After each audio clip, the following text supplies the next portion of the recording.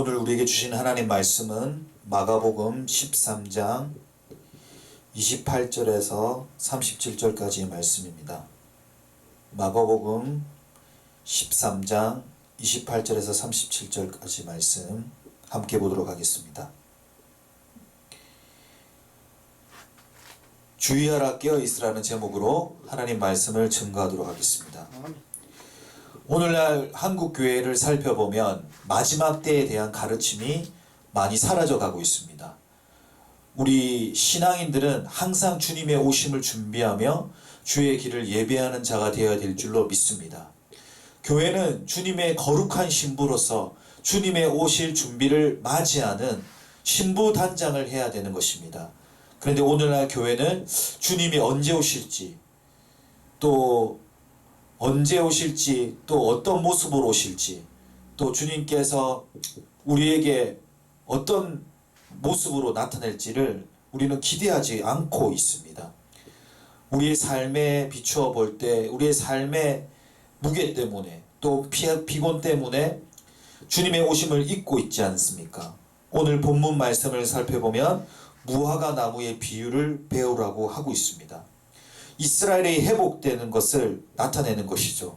그 회복될 때에 여름이 가까워 온다는 것을 알아야 되는 것입니다.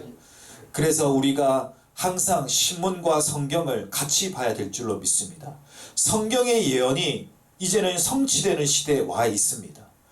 성경 말씀이 이제는 이루어지고 있는 것을 보고 있습니다. 근데 성도들은 성경 말씀에 귀를 기울이지 않고 있습니다. 하나님의 말씀은 1점 무효하며 또한 그 모든 말씀이 성취된다고 약속하고 있습니다. 우리가 무화과 나무의 잎사귀를 보고 그 잎사귀가 연해지면 여름이 가까운 것을 알 수 있습니다. 그런 것처럼 이 세계가 어떻게 돌아가는 것을 보면 주님이 가까움을 볼 수가 있죠. 처처에 기근이 있고 지진이 있고 또 코로나라는 이 바이러스를 통하여서 교회가 문을 닫게 되고 예배를 드리지 못하는 이 초유의 사태에 우리가 가까이 와 있다고 보는 것입니다. 그리고 믿는 자들이 많은 핍박을 받고 있습니다. 단지 교회를 다닌다는 이유만으로 멸시를 당하고 조롱을 당하고 있습니다. 그것을 볼 때 주님이 가까이 왔음을 우리는 알아야 된다는 것입니다. 오늘 본문 29절 말씀도 이런 일이 일어나는 것을 보고 인자가 가까이 곧 문 앞에 이른 줄 알라고 말씀하고 있습니다.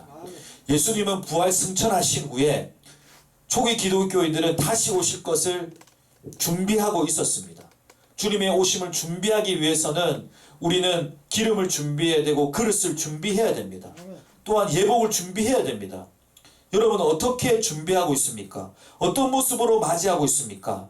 주님이 오실 때에 우리는 착하고 충성된 종아 잘하였도다 내 잔치에 참여하자 그 말씀을 들을 준비가 되어 있습니까? 아니면 악하고 게으른 종아 너는 문 밖에서 가서 이를 갈미 있을지어다 그렇게 쫓겨나는 그런 주님의 불호령을 들겠습니까? 주님 우리는 늘 심판대 앞에서 두렵고 떨리는 마음으로 우리의 구원을 이루어 가야 될 줄로 믿습니다. 하나님의 말씀은 사라지지 않습니다. 오늘 본문 31절 말씀처럼 천지는 없어지겠으나 내 말은 없어지지 아니하라 그렇게 기록되어 있습니다. 풀은 마르고 꽃은 시드나 우리 여호와 하나님의 말씀은 영영이 세워질 줄로 믿습니다. 잠언 3장 1절 말씀에도 하나님의 법을 잊어버리지 말고 마음으로 그의 명령을 지키라고 했습니다. 인재와 진리를 내 목에 새기고 내 마음판에 하나님의 말씀을 새겨야만 우리는 구원에 이를 수가 있습니다.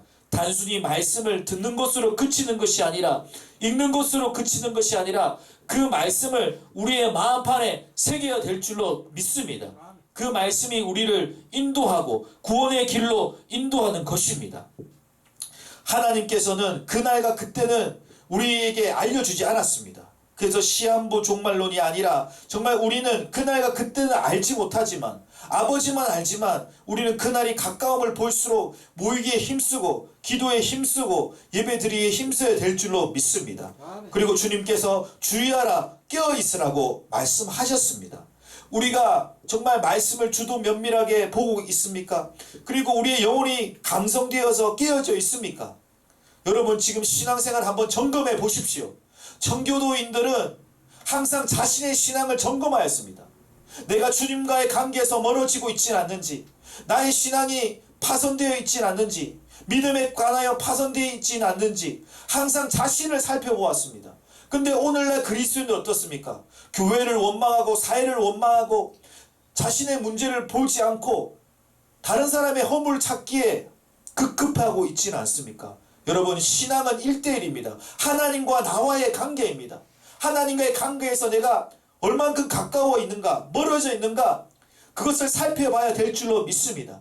말씀의 거울에 비추어서 자신의 죄악과 약함을 하나님 앞에 회개하고 온전한 그릇으로 준비되어야 될 줄로 믿습니다. 그리고 우리가 영혼이 잠들지 않도록 늘 깨어 있어야 되는 겁니다. 주님이 오시면 도적같이 온다고 했습니다. 밤중에 찾아오신다고 했습니다. 오늘 본문 말씀에 밤중일지 닭이 울 때인지 새벽일지 너희는 알지 못하지만 그가 호련히 와서 너희가 자는 것을 보지 않도록 하라고 있습니다. 근데 오늘 한국교회는 어떻습니까? 사단이 수면제를 한국교회에 뿌려놨습니다. 영적으로 무기력합니다. 영적으로 침체되어 있습니다. 그리스도의 강한 군사로서 우리를 불렀는데 복음의 선두주자로 믿음의 경주를 나아가야 될 들이 잠을 자고 있는 겁니다.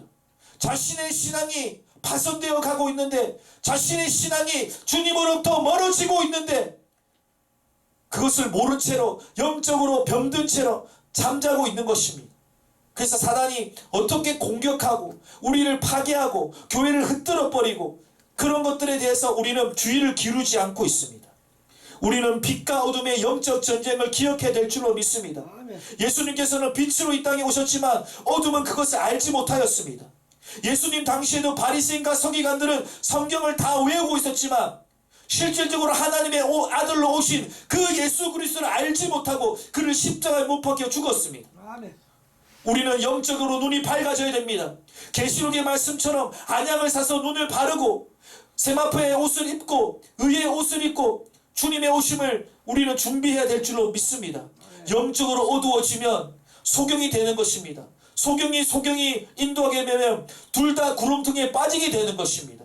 여러분 참된 교회와 참된 목자의 인도하심을 따라서 살아가십시오.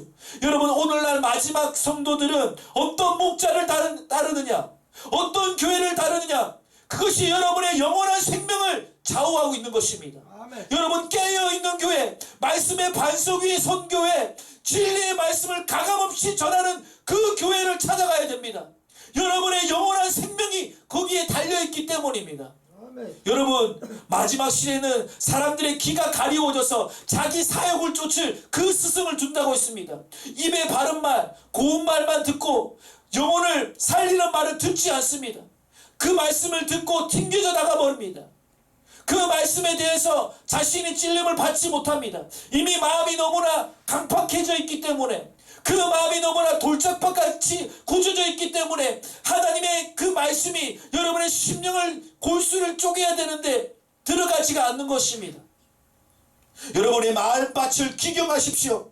성령의 쟁기로 예리한 낫으로 여러분의 마음의 밭을 일구십시오. 하나님의 말씀의 씨앗이 떨어져서 30배, 60배, 100배의 열매를 맺을 때에 우리는 하나님 앞에 칭찬받고 인정받을 수 있는 것입니다. 아멘. 여러분 스스로 깨어 있으십시오. 내를 깨워달라고 하나님 앞에 늘 그렇게 우리가 기도로서 나아가야 될 줄로 믿습니다. 오늘 본문 37절 말씀도 깨어있으라, 내가 너에게 하는 이 말은 모든 사람에게 하는 말이라고 있습니다. 구원은 모든 사람에게 주어집니다. 하나님 말씀도 모든 사람에게 주어집니다. 그렇지만 그 말씀을 진짜 믿음으로 받아들이고 회개하고 자신을 돌이킨 자에게는 구원의 영생의 약속이 있지만 그 말씀을 듣지 않고 그 말씀을 한 귀로 듣고 흘러버리는 자는 구원을 받지 못하는 것처럼 오늘도 주님의 목소리에 귀 기울이십시오. 말씀에 귀 기울이십시오. 깨어있으라는 주님의 준엄한 명령에 우리는 순종해야 될 줄로 믿습니다.